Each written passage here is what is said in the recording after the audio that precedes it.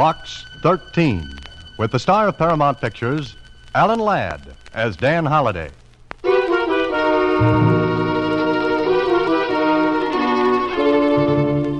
Box 13, care of Star Times. They said my son was killed in a drunken brawl. I know he wasn't. He was a good boy. He was murdered. Why, I don't know. If you come to 733 Winship Avenue... If you'll come to 733 Winship Avenue anytime and listen to my story, I'll be grateful to you forever. Mrs. Catherine Daly. And that was the letter to Box 13. Just a few lines. But, brother, what those few lines led to.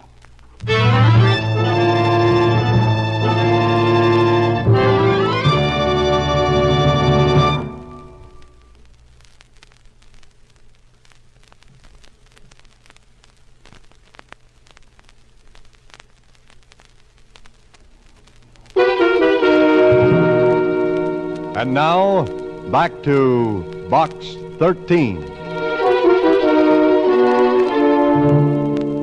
I get some funny letters through Box 13. Some don't mean a thing. Others are from people who answer all the ads. But this one from Mrs. Catherine Daly, it had a real ring to it. I get so I can spot the letters from cranks and curiosity hunters. They're full of big phrases. It's the simple ones that count, like Susie said. Well, it's short, Mr. Holliday. Uh-huh. What are you going to do about it? Well, what would you do, Susie? Well... You know, Susie, I don't know how you manage to get right to the point of things so quickly. Oh, it's easy. Okay, you talked me into it. I don't know what I'd do without you. I try to make myself indisposable. The word, Susie, is indispensable.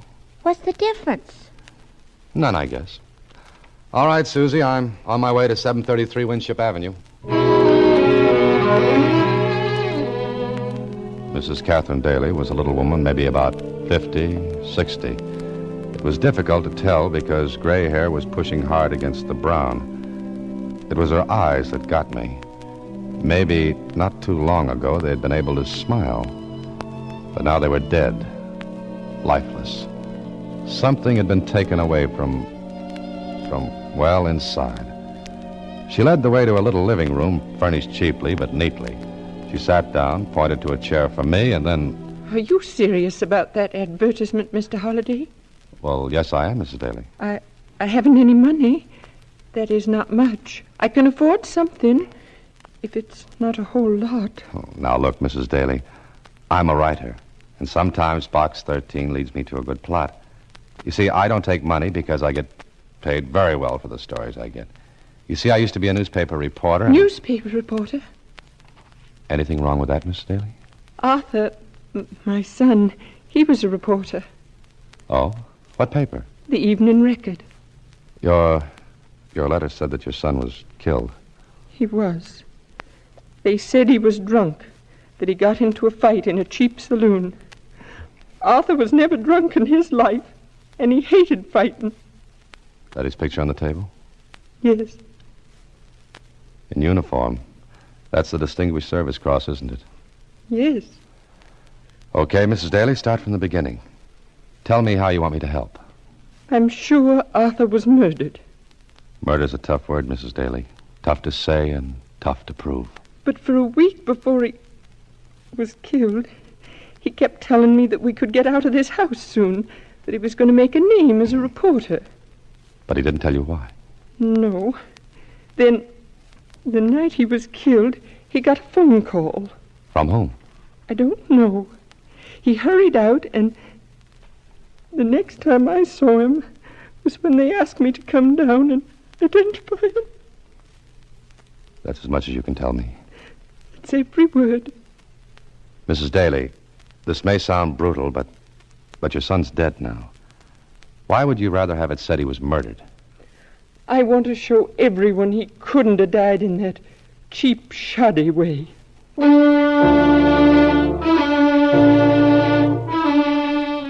Well, that was that. I believed her. Maybe it was the way she talked. Maybe it was her eyes. I don't know. Anyway, I left her house with nothing to go on but what she had told me, and that was little enough. Just that he was on to something would make a name for him as a reporter. Anyway, I went to see what Lieutenant Kling knew about it. About what, Holiday? About the kid that got killed in the saloon brawl. Well, that's what the records show. They show anything else? No, they don't. You know, I like you. Thanks. You can have the next dance. I'm serious. Okay, so you're serious. What about? You're not satisfied with the Daly case either. What makes you think I'm not? Just the way you talk. You don't believe it's right. I believe what the witnesses in that dive said. The Daly kid got drunk. Somebody said something to the girl he was with. Nothing bad, but Daly got mad and started swinging. And? And he ended up in the red. You didn't arrest anybody? Look, we get a dozen calls a night from down at the hill places like that. Somebody's always getting pushed around, roughed up, killed. Some of the things don't even hit the newspapers. Run-of-the-mill stuff. Sure.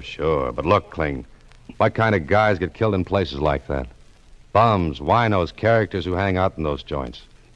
But not a kid like Daly. And you're an honest cop. What was that crack for? For a compliment. The Daly thing bothers you because you know as well as I do that something's wrong about it. Then you tell me. I'll try. Later. Now, look, Holiday, I'm not on the case anymore. Homicide's got enough to do without running down a fight in a saloon. But, But what? I don't like it, you're right. I knew I liked you. Okay, I'll marry you in the morning. The place you want is 183 River Street. Oh, nice neighborhood. Great. The cops go in quartets down there. Thanks. See you later. And for the love of Mike, don't end up on the meat wagon like Daly did. Kling was right. It wasn't a neighborhood to raise kids or anything else. And the place I wanted was called the Riverview. Fancy name. Oh, a great place. I stepped over a couple of boarders spending the night on the doorstep and walked inside. There was a tinny piano played by a guy mechanically banging out a tune that its own composer wouldn't have recognized. The bar was set at the back facing the door. I went over to it. The bartender took a long, good look at me. I must have looked strange. I was wearing a necktie and a shirt. He walked over. Yeah? What's with, bud? How are you? Awful. You? Practically dead? Okay. Now that we know each other, what's on your mind? What do you got to drink? Arsenic? Want some? Straight. Water on the side. Funny man, ain't you? Sure. Look, what do you want? A drink, maybe? No, you don't. That suit you got on cost maybe 150. The tie, $5. Any cookie comes in here dressed like you don't want a drink. All right. You win. Swell. Slumming, huh? No, looking. For what? Last week there was a fight in here. A kid got killed. Arthur Daly. I didn't see nothing. My back was turned. Did you ever see the girl who was with Daly? I told you I didn't see nothing. Oh. All through the fight, you just kept your back turned. Yeah, I hate fights. Can't stand the sight of blood. That what you told the police? Same thing. Who were the witnesses? Look, when a fight starts in here, there ain't no witnesses. Everybody's blind. That makes it easy. You a friend of this Daly character? Yeah, a good friend. Uh-huh. I still don't know nothing. Now blow, mister. Out. Get it out. He knew something, all right, but he was clammed up tight. I left and walked up the street. I was close to the spot where I'd parked my car when I heard something. I stopped. Somebody was tailing me, following me from the saloon. Okay, somebody didn't like me nosing around. I walked past my car. Just ahead of me was an alley, and pulling out of the alley was a truck. I walked a little faster. I got to the alley, skirted around back of the truck so that my trailer would lose me for a couple of seconds. Then I stepped inside a doorway. It was dark. The truck pulled away. I waited. Then I heard the steps. He didn't know where I'd gone. But But if he was going to pick me up again, he'd have to pass the doorway where I waited for him. Come here. Oh, let go. You hurt me. Shut up. Oh, please, mister. I ain't no crook. I wasn't going to put this thing on you. What's the idea of tailing me? I heard you talking to the barkeep back there. I wanted to talk to you, honest, that's all. You could have caught up with me before this. Gee, mister, I didn't want anybody to see me, honest. All right, talk. Oh. You want to know something, huh? Come on. What do you want to say? Well, honest, I might get in trouble. Look, I got to know I'll get something out of this, eh? Spill what you've got, and we'll see how much it's worth. Maybe a $5? Maybe. Go on, talk. Look, I could get in bad trouble. You are right now. Oh, all right. Oh, all right, make it a $5. What do you know about Arthur Daly? I saw the fight. I saw the whole thing. Did you tell the police? Me? I don't get nothing to do with the cops. All right, tell me. This guy that was bumped, he didn't start the fight. Who did? A pug. Ex-pug named Billy Connor. The Daly guy didn't have nothing to do with starting it. It was a frame. Was Daly drunk? No, he had one drink. The girl slipped something in it. I saw her. She was a good looker, so I was watching her. Do you know her? Me? Me know a dame like that? Nah. All right, well, here's your $5. Now keep your mouth shut, understand? Oh, sure. Maybe you'd like to know something else, huh? What? Oh, mister, it ought to be worth something. All right, here. Oh, thanks. You ain't been out of the joint down the street more than a couple of seconds when the barkeep goes to the phone. So? I heard him tell somebody that you was nosing around. Mister, something tells me that you're in bad trouble right now.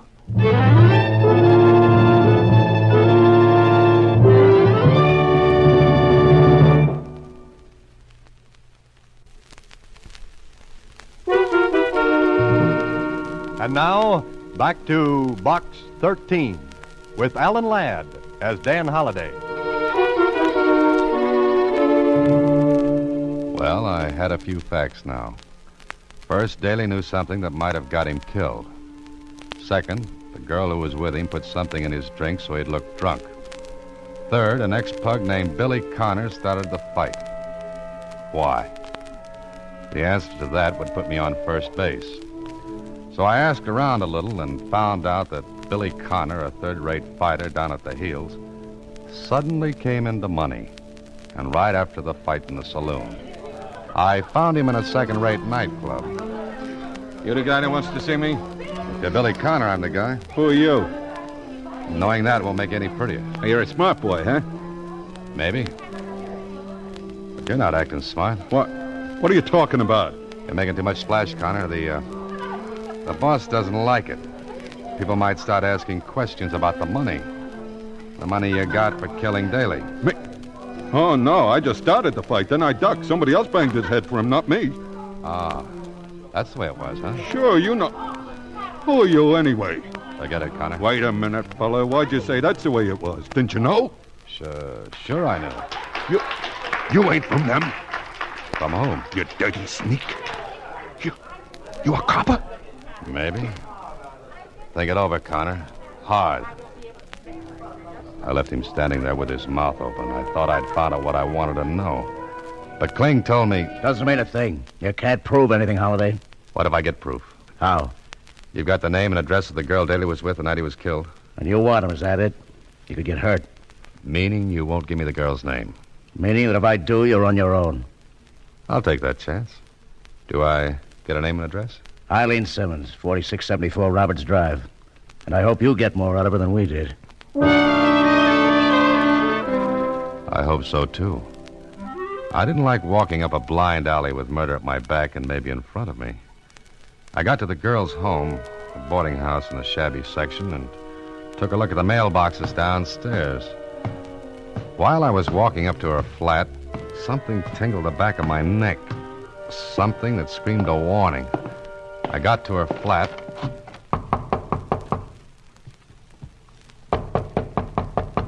She didn't answer. Then I smelled it. Gas. I stooped down, and one look at the crack between the door and the sill was enough. It was stuffed with newspapers. There was only one thing to do.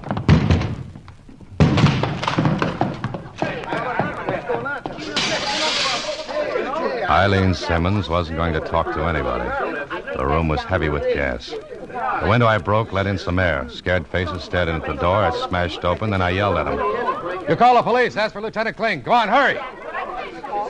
I took a quick look around before I left. In one closet was a fur coat. And from what I knew about fur, this one took money to buy.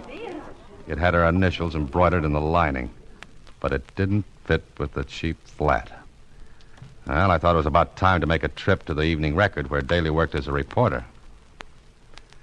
Some of the boys knew me, so it was easy to get to talk to Daly's editor. I don't know, Holliday. All I know is that Daly promised me a big story. Something he was working on. Now, look, Charlie. Any idea what it was? None. The kid was close-mouthed. Oh, but you must have some idea. Didn't he give you any hint? Just that it was big and would blow off the top of the building when we printed it.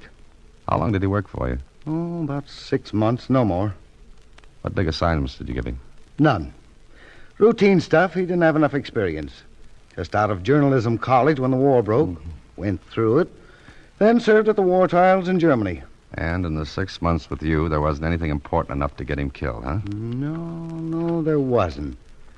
Oh, let's see. We sent him on a routine assignment to San Carlito and... San Carlito? What's that? Just one of those little islands in the West Indies.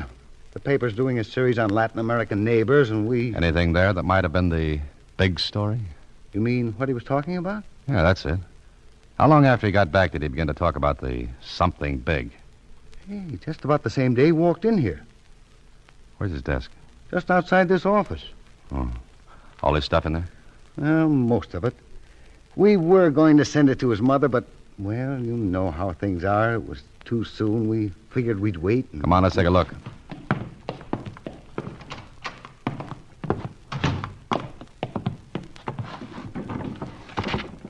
Just the usual stuff. What are these photographs? Never saw him before. Full face, profiles of men. You know them? Not from Adam. Oh, Charlie, can I have these? Well, I don't know, Holiday. Just one ex-newspaper man to an editor. Come on, let me have them. Okay. I didn't see you take them. Thanks. Now, mind if I go through the rest of his stuff? No, help yourself. I'll be at my desk. Right. I went through Daly's papers. There was one little notebook with an entry in it that read, "Got to be careful, never be alone. They won't dare make a try for me unless I'm alone. I've got proof on film, photos of the men I recognized." Okay, so Daly's notebook gave me another lead. But where to? Well, maybe Daly's mother would know. I looked at my watch, but it was after midnight, so I figured it was too late to see her, and I decided to wait until morning. I wish I'd have gone right then and there. The next morning, I went to see Daly's mother, and I found her in the middle of an excited bunch of neighbors. When I got her alone, she told me what was up. There were burglars. They ransacked Arthur's room. Well, let's take a look. But there's nothing missing. Well, let's look anyway. They went through all the drawers. You didn't hear them? No, I slept right through it. Uh-huh. Mrs. Daly, what could they have wanted? I don't know. There's nothing of value here. Look, when Arthur came back from San Carlito, did he bring anything with him? Why, I don't think so. A camera, maybe? His own, but he took that with him when he went. Now think hard, Mrs. Daly. Did he take any film out of that camera when he got back? I think he did. Yes, I remember. He hurried out with some film to have it developed. Where is it? I don't know. Did he get it back from the shop where he took it? I don't think so. I think he'd have shown them to me if he had. And the roll of film he took out of his camera is still in the shop. It must be. Mrs. Daly, we've got to find a check for that film. The kind you get when you leave film to be developed. Come on, let's look. We looked and looked and looked. No check. Began to seem as though whoever ransacked the room found the check, and if he had, well, the thing was over. After half an hour, we gave up. But there was still one more thing to find out. Mrs. Daly, would you mind taking a look at these photographs? Do you know any of these men? Why, I'm not sure. They look familiar, but... His scrapbook. The one he brought back from the war. There are pictures like those in the scrapbook. Well, show it to me, will you? It's in my room, right next door. Here it is. Here they are, the pictures. But I don't see. I think I do. But I'm afraid to believe it.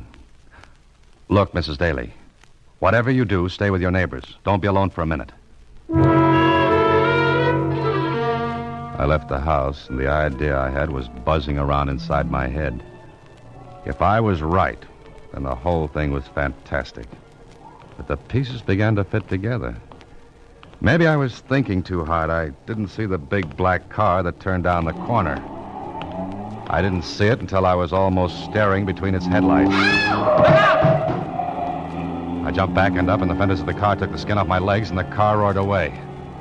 That big black buggy had my name for a license plate. It would have looked just like an accident. But it told me something. That whoever was doing the dirty work didn't have the check for the film. Because the proof of what Daly knew was on that film. And if Mr. Accident Maker had it, he wouldn't have risked another accident. I called Kling, got him on the phone. What do you want me to do? Check every photo shop in the city for a roll of film mailed just before Daly was killed. How do you know he mailed it? Because he wouldn't have been fool enough to take it to a photo shop. He knew they were tailing him, waiting to grab that film. So he mailed it, with a note that he'd called for. Okay, I'll pick up the film, if I can find it. Oh, no, Kling, don't pick it up, please. But you just said you Kling, want... tell me where it is, call my office, and I'll pick it up.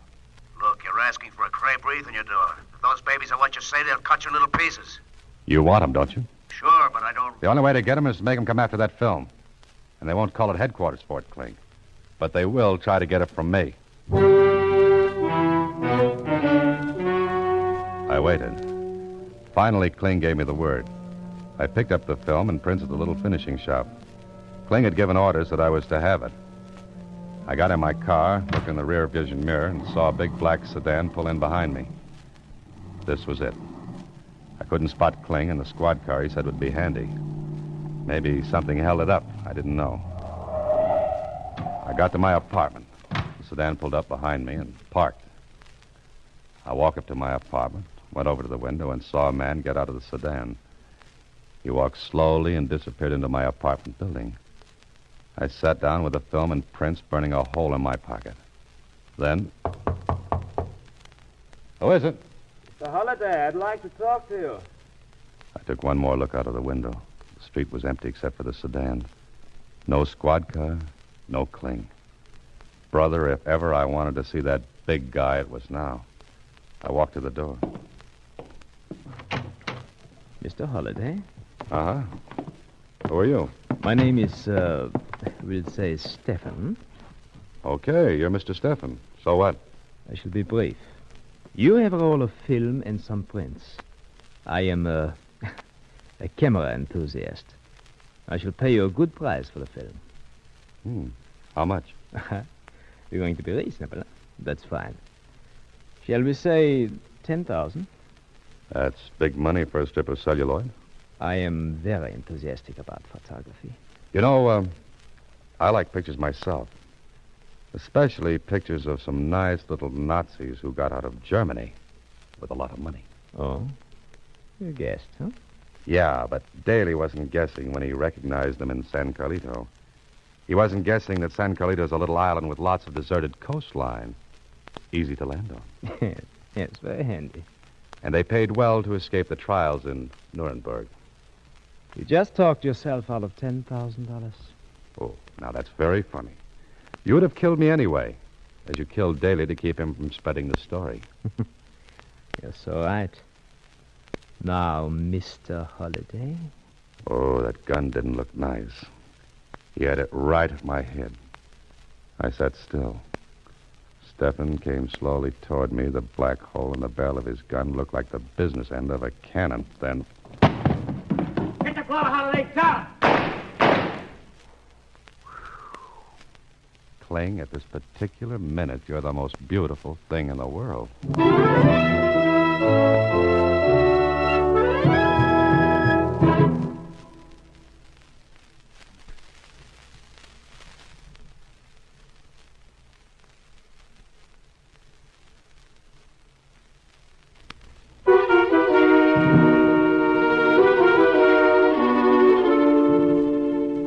What happened, Mr. Holliday? Well, at that moment, Susie, Lieutenant Kling landed and took over. Sorry I drew it so close, Holiday, but I had to let Stefan talk a while. Yeah. But by the way, where was that squad car? Well, there wasn't any. The squad car would have scared Stefan away. I had to make it look safe. The boys and I were right next door. Had been for an hour. Now, he tells me. It's up to the Federals now. We're clean on this end. Gee, I sure... Oh, Mr. Holliday, you might have been killed. Oh, it's okay now, Susie. It's all over. But you might have been killed. And I like this job so much. What'd I say? Very funny, Kling. Nothing, Susie, nothing. Good night. Next week, same time, Alan Ladd stars as Dan Holliday in Box 13.